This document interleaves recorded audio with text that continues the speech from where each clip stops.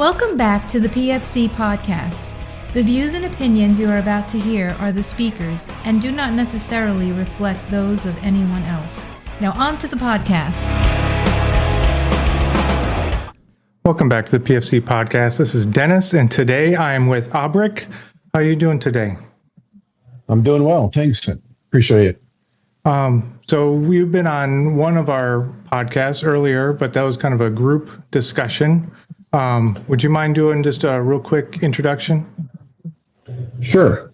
My name is Aebhric OKelly. I spent some time in third group and first group, and got out and married a local here in Europe. So I've been in Europe for about 20 years in 4 or 5 different countries, and I've kind of set up a nonprofit college to push forward the evidence-based medicine in austere environments. Nice. And I'm proud to say that I'm currently in one of your courses, and it's really great stuff. Yeah, you're doing the Masters of Austere Critical Care. Yes. Yes. Yeah. So we're looking forward to seeing you get through the program. Yep, and I am 100% thrilled to see the end of the program. But today we're going to talk about improvised medicine. It's one of those things that it's one of those skills that's invaluable to know, especially when you're dealing with the austere environment, because things go wrong and we just have limited supplies. And it's, I think, super relevant for the times going forward, especially when everybody's up in arms about LISCO and conflicts in Ukraine and conflicts in Burma and like conflicts everywhere that are large scale, large amounts of casualties. You're going to run out of stuff. Now what do you do? So I think this is a super relevant topic. It is, and they are in Eastern Europe at the moment, running out of everything. And yeah, this hopefully will be relevant for them. Yeah. So kind of without further ado, you have a presentation on improvised medicine.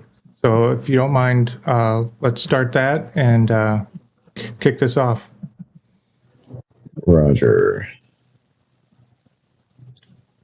There, do you see that?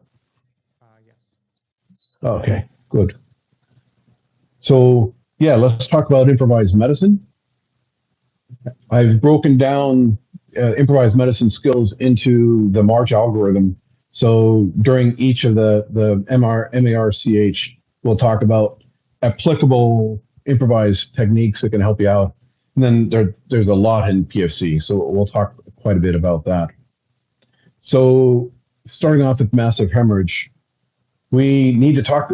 I call this the most important improvised skill, because if you can figure out an improvised tourniquet, then you can save a lot of lives. I think of like Boston bombing. Like how many casualties were there? Do you remember, Dennis? There was a picture of a guy in a wheelchair, and he had his bone sticking out, and there was some other guy holding the leg, trying to keep it from bleeding.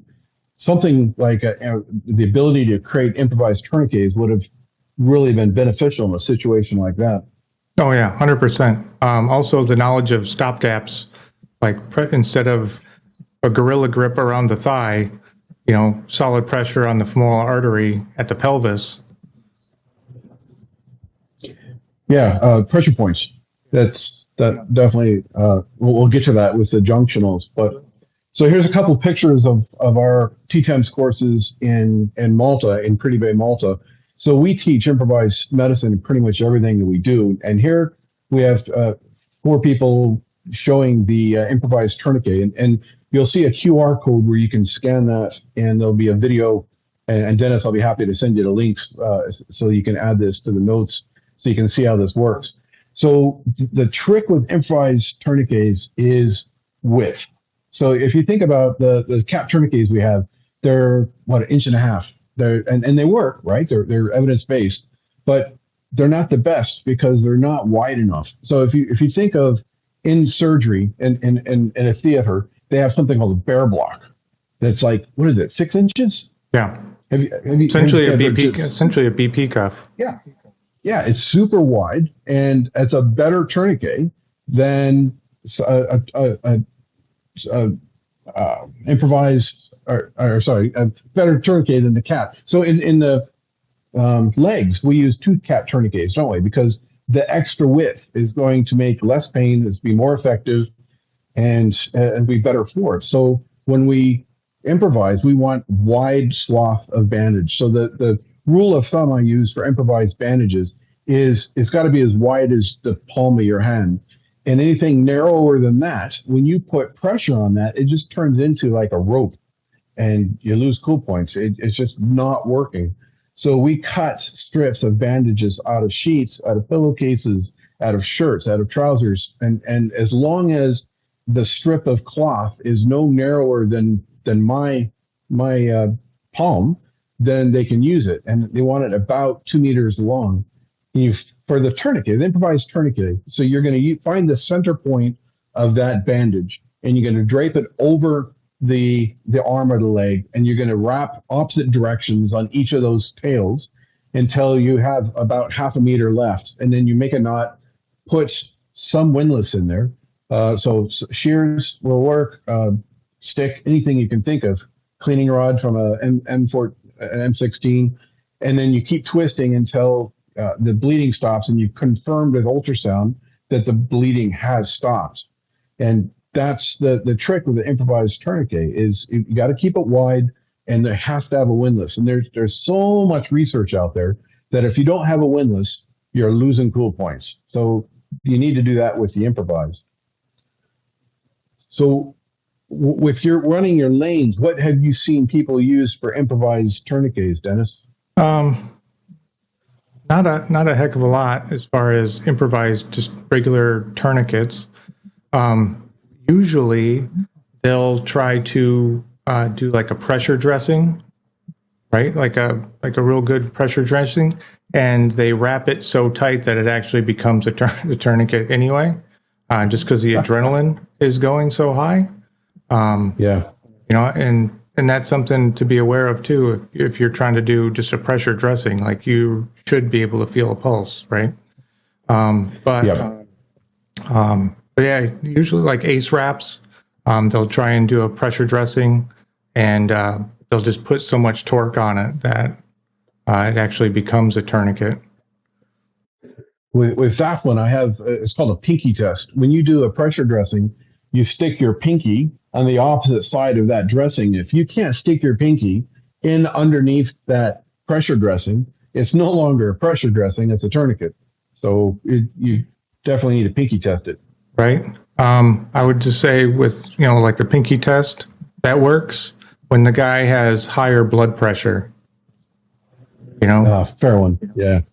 You should be able to see, well, you don't want to see any bleeding, but you definitely, if he's got a pulse somewhere, you should be able to feel a pulse. Like cap refill, I think should start happening. Checks like that. And that's another thing, improvised tourniquets, like we're already down the line as far as equipment goes. Once this guy starts getting, with any kind of tourniquet, once this guy starts getting some kind of resuscitation, you constantly have to recheck. And I would suspect an improvised device of any kind, you need to check this stuff more frequently. Yeah, and having the ultrasound there to check for your pressure bandage as well. So get a Doppler ultrasound to make sure that you have fluid flowing around distally. But for improvised tourniquet, yeah, you definitely need your ultrasound out to make sure that it's fully a tourniquet. Yeah. So moving on, under massive hemorrhage, we're going to put binders as well, because at least at COROM, we classify a pelvic bleed as massive hemorrhage. So we need to bind pelvises. And my favorite is putting a SAM splint inside an orthopedic tubigauze strip. And that way you have a couple of tails on each end of your SAM splint. You can use a SAM splint as a normal fracture on an arm fracture, but you have the extra tubigauze to be able to wrap and do a pelvic binder as well. So back in the 80s and early 90s when I started, this was what we had. An improvised pelvic binder was a bed sheet. And this one, I love this photo. Is that the right place for a pelvic binder, Dennis? Well, I mean, it looks a little high just from what I can see in the picture. It'd be helpful if I could have some kind of reference. The towel is covering it. But it looks, just from the look of it, it looks like it's above the pubic symphysis. And I can't really see anything on the hips, but just from the quick guess at it, especially the way it kind of drops down in the middle, I would expect it's above the pubic symphysis. So this is something that we drill heavily into the college is you must be in the right location. Everyone puts them high or has a tendency to put them high, especially when we're improvised. So we got to have it at the pubic symphysis. The other thing about binders is the best poundage, best pressure is 32 pounds of pressure on a pelvic binder. And the challenge with the bed sheets or any of these improvised is how do you know when you have 32 pounds of pressure to close that open book fracture? Yeah. And I found it to be very difficult. So we don't have lots of bed sheets, but I have seen using like the not the HPMK, but like the foil sheets. Oh yeah, the myelin. Yeah, the myelin sheets. Yeah. You know, it tears super easy, but when you bundle it up, it's actually pretty freaking strong. But the trick is getting that pressure. And guys forget that this thing hurts. Like if somebody actually has a broken pelvis, any binder, that sucker hurts. And they tend to stop when somebody yells out in pain. You think there's broken edges of pelvis, and as you close that open book fracture, those bone fragments are pushing up against each other. Of course, it hurts. And this is, ketamine and paracetamol and midazolam combination would definitely be warranted. But, I did have a question that it always comes up. And so, you're on the X, you're on the scene of whatever it is. You suspect somebody has a pelvic fracture because of whatever the mechanism is, car accident, whatever. You have to roll the patient. Assuming, let's say they're on their back or on their front, at some point you're going to have to roll them, right? Yep. I try to explain to the guys, like when you're doing your March assessment, you're going to want to expose the extremities. That's part of it, just so you can see whatever kind of injuries they have, so you can put your tourniquets and junctionals and et cetera, et cetera. And I try to explain to them, like, have a plan to cut the clothing and not just slash at it and, tear up material you have, so that when you have a junctional, if you have a plan to just either cut up or cut down the pant leg, you have a improvised pelvic binder so that you can stabilize it if you have to roll. And it might not be perfect, and you might not even have the perfect pressure on it. Get that sucker tight, tie it, and then roll. What are your feelings on when to roll a person with a fractured pelvis? Because you have to look at the downside. Yeah, you have to check the back, and you have to get something fuzzy underneath them as well. We're talking about that thermal challenge on keeping them warm. So you have to roll them. So the best you can do to stabilize that pelvis as you roll is so we've tested the cutting of the trousers up, strips up the trousers, and then tying that. And we're not getting 32 pounds of pressure, but we are getting stabilization, aren't we? And how we test this is we'll do a pinky test. So we'll try to stick a finger down SAM sling. SAM sling is perfect. It's 32 pounds when it clicks when you close it. So that is evidence-based of what the SAM Medical Company has shown in peer review, that 32 pounds is what you need. So you can try to stick your finger and somebody wearing one of those. You can. I mean, you can kind of get in, but so that you have an idea of how much you need. So when you improvise a bed sheet or a jacket or a Mylar blanket, you can try to see if that's strong enough. If it isn't, you can try using a windlass. It's like the cut up pants are great. You can do the tie, put a cleaning rod in there or whatever you can, and start doing a windlass to make it 32 pounds of pressure. I would highly suggest that before you roll them, because we're looking at a catastrophic hemorrhage, aren't we? So and we have to roll them because we got to put something soft under them. So, and then check the back and the armpits and everything else. And that is either done in M or C. Massive hemorrhage or well, you can do it in respiratory as well. But by the time, we should say, by the time you get down to C, if you haven't looked at the back, and if they're not laying on something fuzzy, you failed. You're losing cool points. So yeah, I think you're right that if you can do the cut up of the pants, it's helpful, because any other bed sheet you're doing, you have to shove underneath the small of the back, and then you got debris underneath or the sand or something. And so I think the cut up the legs is brilliant if you add a windlass to it. Yeah. And kind of the pants, I mean, they're already in place, right? It's just a matter of making sure you cut up to the right distance to get it into the right spot as far as the pubic symphysis. Yep. You don't have to shimmy something else underneath it, which is going to cause a lot more pain and shift bones and things around. And it's like I said, it's wide, right? It's going to cover the entire pelvis. And that's one thing that when you're packing the SAM junctional or, any of these like tactical pelvic binders, they're always narrow.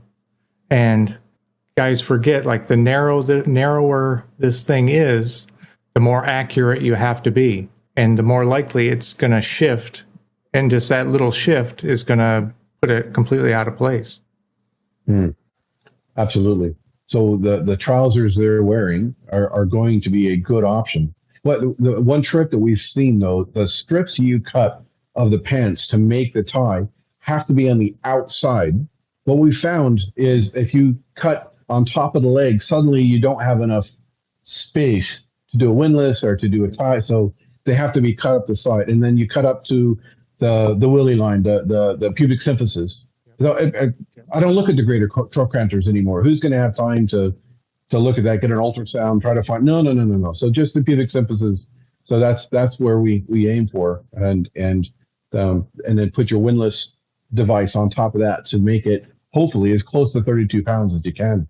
Yeah, and don't forget, tie the feet so that the feet don't move, and at the minimum, tie the feet and ankles together so they can't move, and then ideally something around the knees. That's something I won't say everybody forgets, but the vast majority, if they forget something, it's going to be tying the feet, and you still got to roll the guy on at least onto the litter, right? And even if you pick them up, you're going to be moving those bones around, which is going to cause more shear. I like when I teach this for our students in Malta is I did it in the Insocum course in Fullendorf as well. So you put the binder on, and then I grab the foot and I say, all right, put your hand on their hip right above the binder, right? And I'll wonk their foot back and forth, and they'll feel how much the hip moves when you just move the foot a little bit. And it's a take-home message. It is not a complete binder until you bind the feet, and then you have some sort of fuzzy in between the legs, and then the knees is grand as well if you can, but at least the feet. And I fail students if they if they do a binder and then they move on to A or R and they haven't bound the feet. I'm like, your patient died. What happened? What happened? And we gotta realize that you're going to continue to bleed as long as your feet are wonking around a bit. So yeah, bind the pelvis, bind the feet. Yeah. Good. There are other improvised binders out there. The yoke on the left with the SAM splint and a belt, and look how high that is. It's nowhere near the base of the pubic symphysis. So, and you're just not going to get that 32 pounds. It's better than nothing, but you're not going to get 32 pounds. So the one on the right, I nicked this off the SAM medical site. So as just an indication on where that buckle should be, or when you improvise, where your knot in your windlass should be. And it's right at the pubic symphysis. When I was teaching the MOD, the UK guys in the battles course, they had a saying called buckle to bollocks. So that buckle of that SAM splint should be right at the pubic symphysis. And that's the only, that is the location it has to be. Otherwise, it's not working. And I'm glad you mentioned bind the feet, because you lose cool points if you don't have that. Yeah, and would you mind just going back quick? But you notice it's not just a wrap around the ankles. They're involving the feet within it, so that the feet can't rotate in and out. So you definitely right. you got to incorporate the feet within that, whether that be duct tape or anything. Yeah. So tape around the toes there, big toe if you have to. That works, and they need to put something fluffy between the feet or between the legs there. And I'm going to completely ignore the fact that this picture has a spine board in it. we don't acknowledge those at all. But you're right. Bind the feet, which includes the toes. So improvised junctional tourniquets. So everyone loves the Nalgene on the left, and I agree. It works really well. And the center one is a stone with some cat tourniquets, and on the right is a SAM splint with a BP cuff. So we can talk about some of the options here. The Nalgene, I totally agree that the Nalgene or something like that works really well. The stone, when I was teaching with Dr. Hagman at DMI, for some reason, Marines always just went out and grabbed a stone. And I don't know how many times I've seen them do that. And some of them like, 30 kilo stone, just gigantic thing. And we just got to tighten the shock group and say, no. And the thing with the stone, as soon as you move, what's going to happen to that rock? Yeah, it rolls. It rolls. So, you're losing cool points on that. And let's the one on the right, the SAM splint with the BP cuff. The thing with any pneumatic device in an austere environment is just going to lose air. So, in my experience, I'm saying that the Nalgene bottle or something like that is going to be a better option. What have you seen as far as? I mean, I've seen the Nalgene bottle. I haven't seen the stone.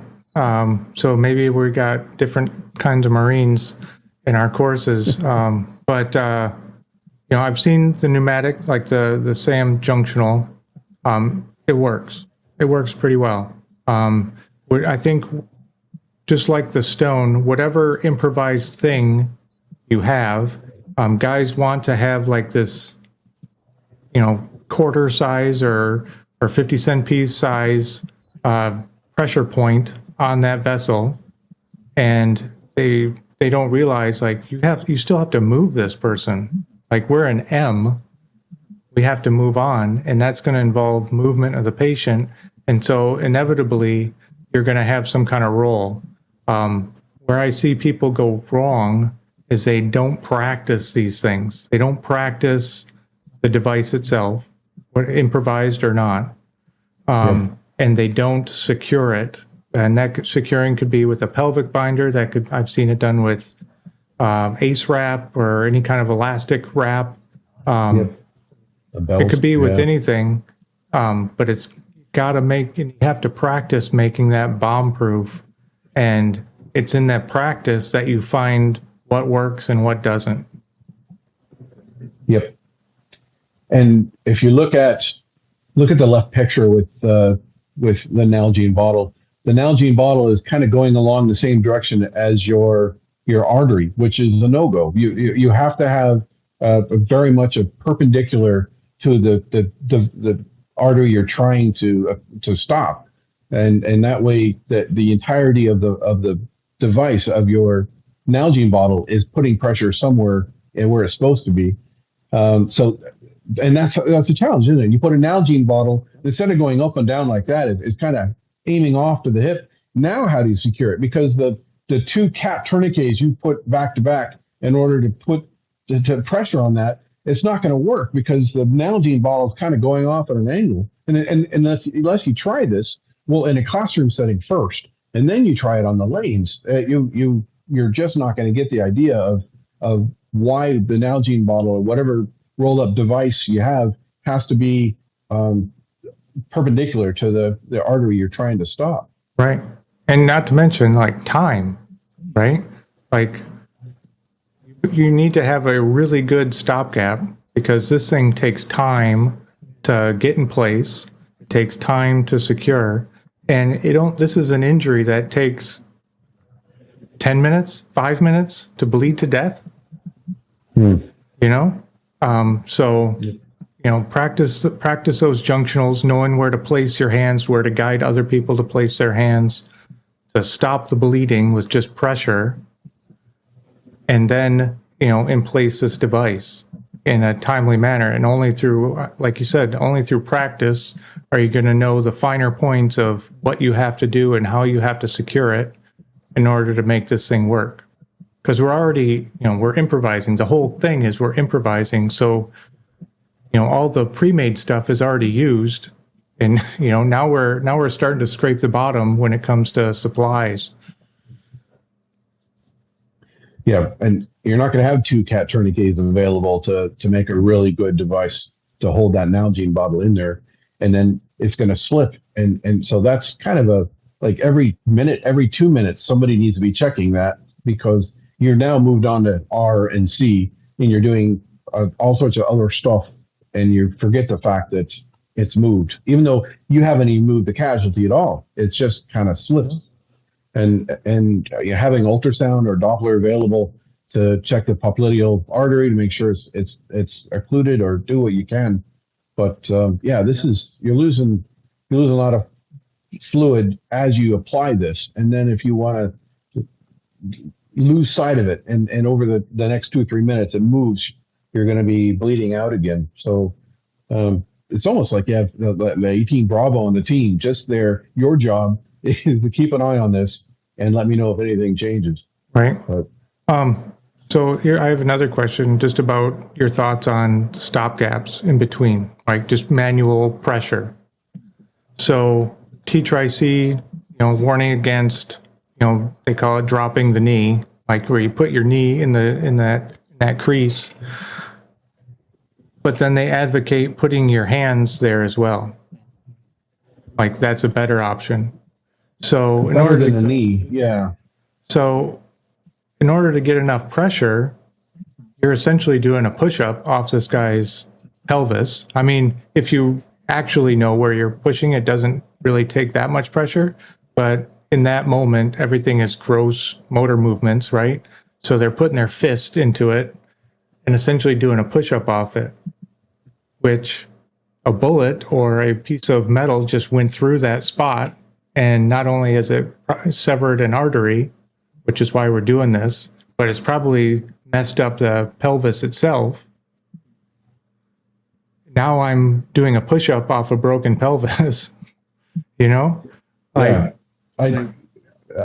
remember in the 90s, we were taught knee in the groin, and then I think science came out that showed very few people were right in midline and right on the artery, let alone the fact that he has a open book pelvic fracture or through and through a gunshot wound by a 50 cal and there's just shatters everywhere. And now you're kneeling on it and causing more pain, more bleeding, no. So I'm not a big fan of the knee because the knee is just not articulate at all.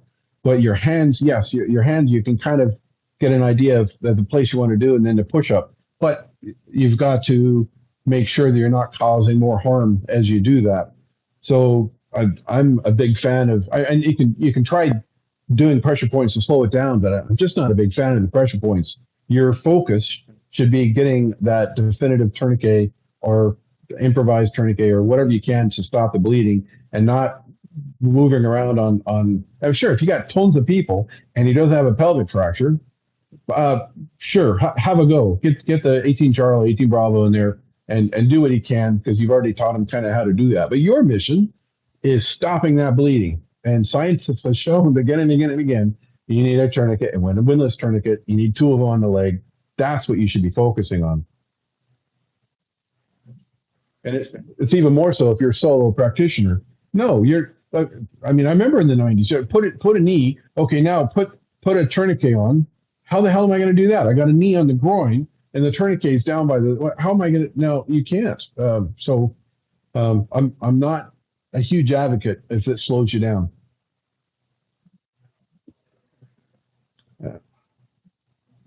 Let's move on to airway a bit. So we talked about massive hemorrhage. We'll talk about airway, and everyone loves the surgical airway, don't they?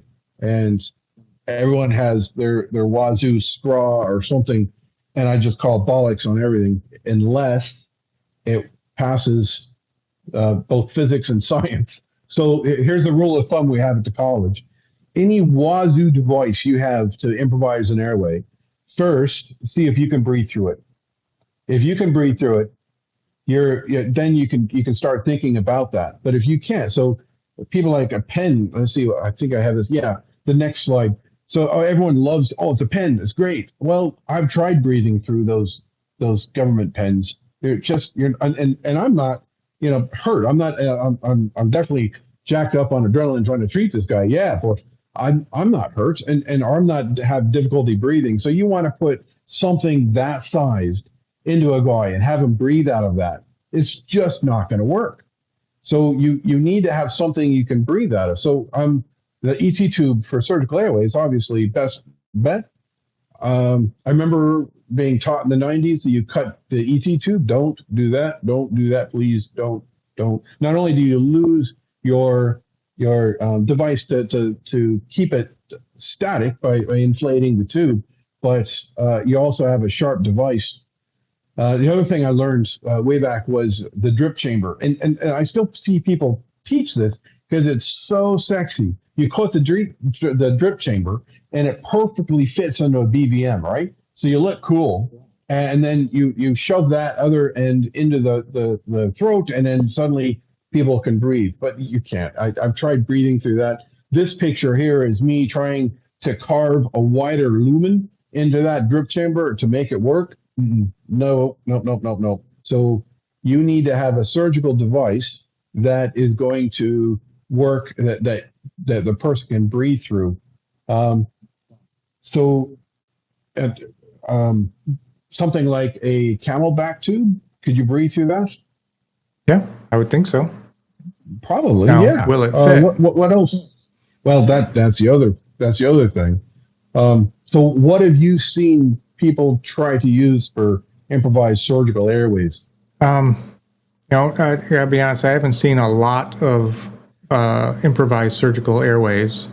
One thing I do talk about when it just comes to airways is like you have to control the tongue.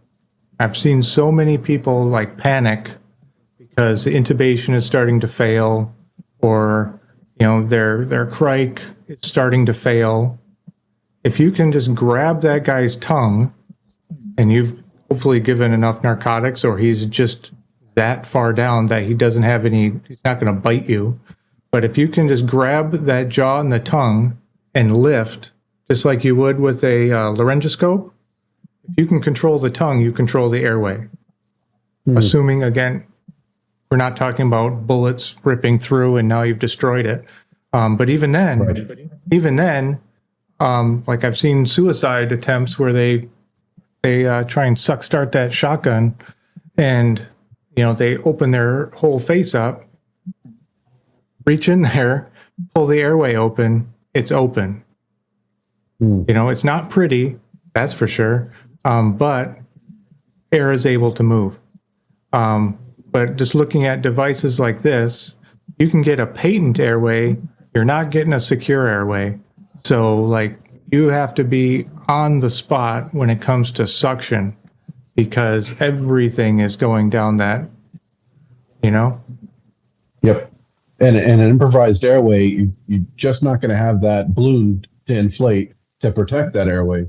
So I'm a lazy medic. The best way to suction is gravity, right? So if you can flip them over or lean them forward, that let gravity do it, and then somehow secure that improvised airway device so it doesn't slip out, because it's slick, right? It's with blood and mucus and everything else. It is definitely not stable. Even when you inflate the tube, that it can come out so easily. Yeah. So Just definitely need to. But looking at these, what do you think about like an NPA? So use the Aebhric test. Can you breathe through an NPA? Air will move through an NPA. Air will move.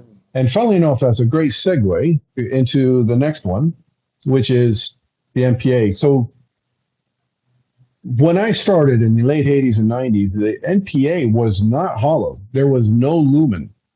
It was just a solid plastic bit. And it was one length, and we had to measure it and then move the safety pin to make sure that you didn't inhale that tube. So the NPA is there not to breathe through, nor is the OPA there to breathe through. Those devices do one thing and one thing only, and it's lift the tongue up the back of the throat, as you can see here with the cadaver pictures, so you can breathe around the tube, not through the tube. And now they have holes in them. Sure, a little air goes through. A little is better than nothing, but that's not what you're trying to breathe through. So to answer your question, I have put an NPA in my mouth, a larger one, and breathe through it. But do you think that would be enough for if that's the only thing you're breathing through? Yeah. So not to. So I would think the real test shouldn't be just can you breathe through it. Like, can you breathe through it and then go for a run? Yeah. I'm going to steal that one, Dennis. That's lovely. Because that's essentially what the patient is going to be going through. And if you can answer, aren't they? Yeah. Can you breathe through that, once every second? Because that's pretty damn close to what they're probably going to be. Somebody who desperately needs that airway, that's probably what they're going to be doing. But just looking at that picture, of the correct NPA placement, I can't tell you how many times I've seen people tell you, and students doing, where they say open the mouth, and you open the mouth and you can't see the NPA because it's more comfortable than a correct placement. And just like any airway, you have to control the tongue. Either you control the tongue by pushing it out of the way, or you control the tongue by bypassing it altogether, a subglottic airway. But like that picture right there, that's definitely correct placement, because it's going to push the tongue up and out of the way. And if you open the mouth, you should see either the very tail end of the NPA or no tail at all, which means it might be a bit too deep and you can pull it back a little bit. But yeah, if you need to open the mouth and you need to be able to see it. And controlling the tongue is really important. And Wilderness Medical Society have tons of pictures out there where they use a safety pin and they'll poke through the tongue. And I'm not a big fan of that either, because they're saying, if you leave the person, you have to go walk off. As a lazy medic, I'd rather just put them in a safe airway position and let gravity take care of it than start sticking safety pins in tongues. But that's. Imagine waking up and your tongue is wired to your jaw. That's the other one. Yeah, what are you going to start freaking out, and you're going to yank that, and it's going to cut tons. Now you're bleeding out, and you're already injured, and so it looks great, but I'm not an avid fan of that one at all. Yeah. So let's talk about improvised laryngoscopes, and we've had quite a few conversations about this in the college. I can't make it work. I can't. And Wilderness Medical Societies are big about putting bent spoons and using torches, flashlights, to try to improvise this. just do a nasal intubation or do a finger intubation, and don't try to get a laryngoscope. The only thing I can think of is if you're in a remote austere environment and you have someone that is choking, like they have, then yeah, you need to get access to the airway so you can try to find it and get it out. Um, and you have to wait until they're unresponsive, because when they're choking, you're not going to be able to shove anything down their gob at all. You're going to just support them and encourage them to cough and sputter.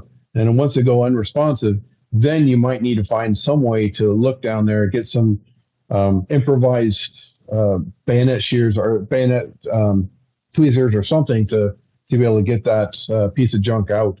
But other than that, can you think of any other improvised laryngoscope use? No. And for me, and again, I'm super comfortable doing a crike. And especially now we're bending spoons and things to try and intubate. Like, I think you're too desperate to intubate. Just do a surgical airway. Do it properly. It's going to be way faster than like who has like ready access to a spoon at all times. Yeah. Do the surgical airway, get him down, and if it happened to be this guy is choking on something, get the airway. Now that's secure. Then go ahead and find your bent spoon or whatever it is, because now you've stabilized the patient. Go ahead and find whatever improvised laryngoscope you need. Open the airway and get your McGill's or whatever it takes to reach in there and grab it. You have a much calmer, much more stabilized patient. But then again, I'm just comfortable doing a surgical airway in that situation. It needs to be comfortable for everyone, because that's the go to hell option, isn't it? Yeah. So improvised suction. This is a suction easy with a drip chamber of an IV tube. You cut the drip chamber in half and it'll fit perfectly on your suction device, and you can use that for your ET tube. And if you need to get rid of secretions. Can you think of any other airway things, Dennis? Just a point on the IV tubing to improvise that whistle tip. Cut some, since hopefully you're doing this before you need it. But cut some fenestrations on the distal end of that tube, so that you can, if you place your suction and it goes like into a blood clot or a mucus plug or something like that, you have something that can still suction off to the side. The squids there, they come with a attachment and a whistle tip. And that attachment is the thing that gets constantly stolen, right? Because there's only one thief in the military. Everybody else is just trying to get their stuff back, right? When you get those brand new, take the 4 minutes that it takes to get some, 550 cord or duct tape or something. Duct tape the squid, the whistle tip to that adapter, and then that entire thing, secure it to the squid so you don't lose it, and hopefully you never have to do an improvised anything. Yeah, good point.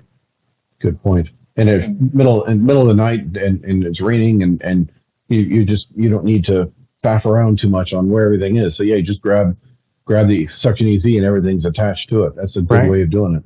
But if you do go down that road because somebody's stolen it, of course, you never lose your stuff. Somebody stole it, but you prefabricate that thing, and again, you secure it to your squid. Make sure you have some fenestrations on the side, on the distal end. It doesn't have to be a bunch of them, just a couple of them. And then, because I see people securing the whistle tip to the squid, well, they'll duct tape it and things like that. And that thing sucks. Well, it's horrible at like sucking out like vomit and larger things, and I have yet to come across an airway that's been dry before. It's always got vomit in it or bone fragments and blood and whatever. So you need that large bore to get those things out. Yep. But yeah, valid point. Valid point. All right, moving on to respirations. We'll talk about some of the improvisations you can do. So the SpO2s get lost a lot. And at the college, if you don't tie your finger SpO2 to your wrist, the patient's wrist, I steal it. And I ask my faculty to steal it. I nick them because in real life, I don't know how many of these I've lost. And rolling the patient or dragging them or somebody nicking them. And if they're put a clove hitch around your wrist, you're not gonna lose it. So that's one improvisation that we require everyone to do. Do you do that as well at the schoolhouse? Either something like that, or I think even better is securing it to yourself. Because so how are you going to use it on the patient if it's secured to you? You have like either a 550 cord or the retractable, like the scissor retainer, right? Yeah. You pull it out, you take your measurement, you put it back. Okay. So it's spot checks. So like the only time, like when do you look at your SpO2, right? Like you're looking at it, go measure it and then put it back. Because they'll secure it. The only downside of securing it to the SpO to the wrist, one, if it sits on their finger, especially when somebody's volume down, it sits on that spot for too long, and just the pressure from the spring compresses the capillaries, and it starts to not want to read. Okay, because it's been sitting there too long, so you constantly have to kind of move it around to get a measurement. Or you finally get them to evac, right? You do your handover, the handover is perfect. You forget to grab it. And you forgot to grab it, and your SpO2 and Emma go flying off, and you don't realize it until you now need it. I like that. I'm totally going to nick that one. That's a really good idea. So I like the retractor wire that you usually have for your shears. That would be really helpful. The only downside of that, Dennis, is I guess once they're hypo wrapped, you can still do that because you just put their hand out of the hypo wrap to check their SpO2, and then they put their hand back in. Okay, yeah, right. I'm with that. Now, the only time that I would veer from that is if I'm doing some kind of respiratory management where I want constant updates on what I'm doing. Kind of like the Emma. The only time I leave it on the end of the ET tube is I'm doing respiratory management. I'm taking him from an end tidal of 60 or whatever it is, down to whatever my goal is, whether it be 40 or 35, whatever the goal is. But I'm constantly using it. That's the only time I think that you should leave it in place. Plus, you can use it on multiple patients. Do you have the Emma on the retractor wire as well? Yeah. Or if I run out of retractor wires, then I use a section of 550 cord because I'm old and I'm used to having 20 feet of 550 cord on me. But but just having it secured to you, the worst thing happens. You now have, your SpO2 and your Emma are dangling around you, and it's at least attached to you. Yeah. It reminds me of Ranger School. You get so tired there, you just tied everything. Yeah. And you could kind of walk off in your weapon system. Everything will be dragging behind you. Right. you wouldn't forget anything. Yeah. Right. So you just look stupid, but at least everything's secure. Yeah.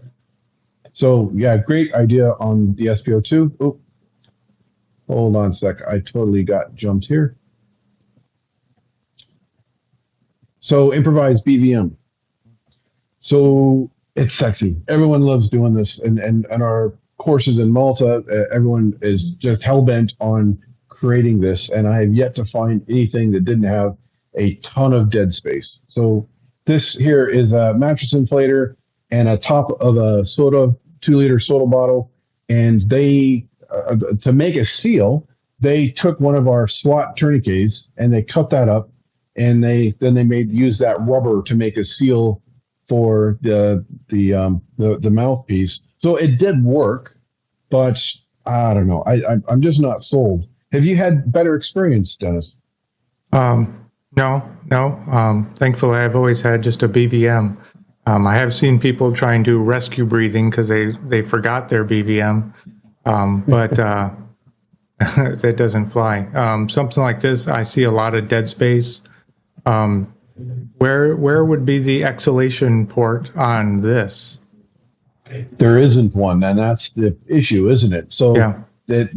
It kind of slips out in between the seal, so it's not the best option. I have yet to see anything made that makes sense to me. Yeah. So, I mean, I could see something like that. Like, it seems like it works well. You know, you have a nice long tube, you can stomp on it with your foot, but you're not controlling the volume without real practice. There doesn't seem to be an exhalation port, so your guy is just going to rebreathe whatever is coming out. Yep. And there definitely is not going to do any PEEP or anything like that either. Yep. So I'm not a big fan of this one, even though you'll see it. So during our respiration, we got to worry about chest seals. And when I started, we were told the 3-sided dressing, which is now gone completely. So just 4-sided dressing. Is that what you're teaching at the schoolhouse? So you're still doing 3-sided. So I mean, chest seals. Either the fully occlusive chest seal or you have the non-occlusive chest seal. Everybody seems, people, they used to, essentially, if he's got a cut on his chest between his belly button and his chin, they're slapping chest seals on it. Now things tend to be moving more to our actual assessment of the injury. And if you hear air moving back and forth, then, put a non-occlusive chest seal, whether manufactured or improvised, so that it's less likely to cause a tension. Guys forget that these things clot as well. And now, regardless you put something on it or not, if it clots, essentially you have a occlusive chest seal, and whatever pneumothoraces builds into a tension. But I've definitely seen a big movement from just fully occlusive chest seals on everything to more use of the non-occlusive. Good. That also means they're not going to burn through their SAMS seals or whatever chest seals you're using. They won't get through them. So do you teach improvised in the schoolhouse? Yeah, when they run out. I'm teaching at the refresher course, so it's more experienced guys coming in. But even the students who are going through initially are taught how to do the 3-sided. Okay. So there's both sides of the fence on 3-sided and 4-sided. So one thought of the 4-sided is if you just stop the movement of air, and then if they still have problems, put another needle in, or finger sweep. At the critical care paramedic level, we're doing finger sweeps. Are you guys doing that as well as deltas? You're talking about just reopening like a finger thoracotomy? No. Yeah, finger thoracotomy on the axial. Yeah. Yes, so definitely. That's going to be a better option. Yeah. Yeah, and I think it's in a lot of ways, I'm starting to lean towards finger thoracotomies even over needle decompressions. And the reason why, I've seen a lot of needle decompressions causing more problems than fixing, right? And again, you're talking about ideally it's for a tension pneumothorax. Guys kind of race pathophysiology, and it's like, well, he's got a hole in his chest, and now he's, having difficulty breathing. When he could have a fractured rib, and that's why he's having difficulty breathing.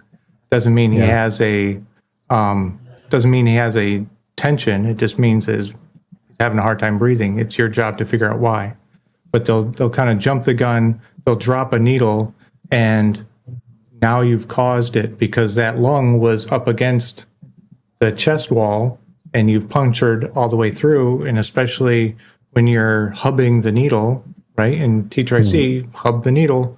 I've seen it cause pneumothoraces. I've seen it go into the heart, which ends pretty damn quickly. Yeah. But the reason why I'm starting to think about finger thoracotomies being better, I've never been able to puncture the lung with my finger. As harder, as sharp as it may seem, I've never been able to rip open the lung with it. I suppose you could do a slight laceration with the number 10 scalpel blade, but I mean, not your finger. And I use the Kellys to pop through the pleural wall, and I control the depth with my grip. You always have your finger there. Yep. Pop through, and then this is where you can cause damage when you're opening up the Kellys to make your space for your finger. Guys want to grab the handle, and so you have these two fork prongs there sticking out, and because of the angle as it opens up, the injury slips down, and now you just speared the lung. Yeah, so fair enough. When I grab the Kellys, I put my thumbs on the prongs here, and so as I'm opening it, I'm controlling the depth with my thumb. Nice. And I'm using my fingers here on the handle so I can get my leverage, but I continue to control the depth with my thumb, and I've just had better success doing that. I like that. So anything you can do to have a stopgap measure of keeping something from going too far in. I agree with the needle D. People use it as an assessment tool. It's not an assessment tool. And at the college, we're teaching lateral. So the midclavicular line is completely out. But even so, I think finger sweeps are definitely the way to go if the MOI is justified it. Yeah, and it works, and the finger thrower, it works for air as equally as it does for blood. The needle D, you might get a couple of drops to come through that, but it's going to clot. And as, the lung expands, it bends over the catheter. I guess now they've got some catheters that have fenestrations on them. So I think they're kind of improving that. Nice. But again, I've just seen that needle, especially when they're hubbing it, penetrate into the lung. And now, you have a small hole, but it's still a hole that now you have to manage. Yeah, and it's bleeding now into that oral space. Yeah. Good. So let's talk about stethoscopes. Liniac created the stethoscope because they didn't want to touch people. So now everyone uses them. Yes, it's better than doing what everyone did before that, which was just put the ear on the chest. But I challenge our paramedic students to do just that and see what they hear with just the ear on the chest versus an improvised stethoscope or an actual stethoscope. So yes, you can get there you see a loo roll, or you can wind up a magazine and try to hear, but just why? Just put your ear in the chest and don't worry about taking time to improvise a stethoscope. What have you seen guys try to do with improvising a stethoscope? To be honest, I haven't seen that one yet. But it makes 100% sense. That's a lot like what they used to do way back in the day. That metal little funnel that they'd stick on people's chests. Yeah. You know, I think just with anything, once you improvise it, you got to practice with it and appreciate the difference. So you just gotta listen through it. Yep. And now with ultrasound, fewer and fewer people are using a stethoscope anyway. Nebulizing, you can improvise with just tire pump. This is from the WMS. I've played with this, but I've never used this in anger. Have you ever had to improvise a nebulizer? No, not the nebulizer. I've had to improvise the Spacer? the spacer there. Yeah. But I've never had to practice do something like that. What did you use for a spacer?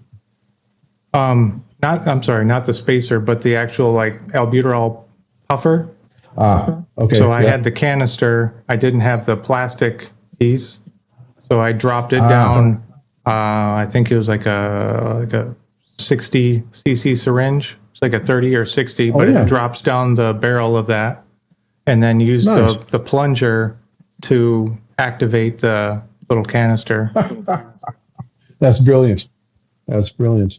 No, I haven't come across that one. Cool. So moving on to C, circulation. These are some of the things we'll talk about.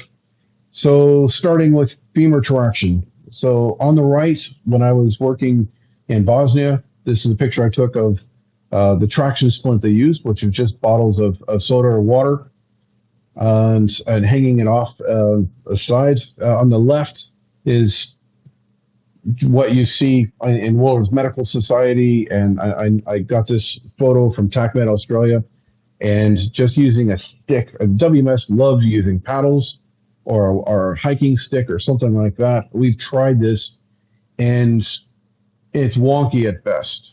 And you are bleeding as 1.5 liters of fluid you can bleed into a pelvic fracture, if I remember right. A femur fracture? Yeah. Yeah, or sorry, femur fracture. Yeah. So, you need to pull traction if you can. So, the picture on the left is still, they have a ratchet strap there, which would probably be scary because you need 10% of the body weight pulling traction to have the ends of the femur to kind of line up, and then you remove that potential space, so there's no place for the blood to go anyway, and you stop the 1.5 liters of our units of bleeding. But so and then once you have this improvised traction splint, what are you going to do with this guy? Right. He's even harder to move. So what have you seen as far as improvised femur traction? So I've seen them use the litter itself. So imagine a litter, and they'll use the handle as the stick, and you essentially, not a Prusik knot, but you get some kind of mechanical advantage, and they pull that. I kind of like the idea of a ratchet. Just make sure whatever you're using to secure the ankle doesn't cut off circulation. But I kind of like the ratchet because it's going to be strong enough. Like if you don't happen to have benzos to make his muscles relax, eventually that contraction is going to go away. And you're able to get as much traction as you can, let him finally relax. Hopefully, you've done something for pain. But if you happen to not have benzodiazepines to relax those muscles, eventually you're going to be able to overcome that muscle contraction with enough leverage. And the biggest muscles of the body too. So you're fighting an uphill battle. Yeah, like I've yet to, without chemical help, I've yet to see somebody strong enough that can physically pull out pull the femur in line. Unless you're talking like a small child, but like a grown adult, I've never seen anybody strong enough that can do that. So pulling 10% of the weight and then holding that traction whilst you're trying to get something lined up. And we do teach that. We say, all right, get down there, pull put one foot in the guy's groin, pull and try to get at least some traction whilst you build the thing, or you get the Sager splint open running, or you get the other one. So you need to do something. But you're right. How can you pull 15 kilos of pressure and not move? It's every time you move, you're causing huge amounts of pain and possibly more damage. And yeah, you just can't do that. That's why we need a traction splint. So the challenge I found is making sure that you only pull 10% of the body weight, making sure it's a steady pressure, and then making sure that you don't cut off circulation of the foot. So having a good tie. And the WMS, the Wellness Medical Society, have a brilliant lecture on how you do that ankle hitch knot in such a way that you're not going to be cutting off circulation. But it's and the other problem with the improvised traction is, well, Newton was right? For every action you have an opposite reaction. So with your guy on the stretcher, you're pulling and tying his leg to the handle of the stretcher. He's just going to slide down the stretcher as you pull traction. So you have to have counter traction as well. So how would you? So we tie a 3/4 inch nylon webbing or something like that around the groin. And so you can stabilize the top end of that stick as well as the bottom end, which has the ratchet or the Prusik knot or something on it. Otherwise, you're just going to pull the guy around as you try to pull traction. So it's a challenge, isn't it? That's it for today's podcast. Be sure to go to our website, www.prolongfieldcare.org. Find us on Facebook, YouTube, Instagram. Subscribe and stay on the bleeding edge of combat medicine. This is Dennis for the PFC Podcast. Out. Boy, it's waiting there for you.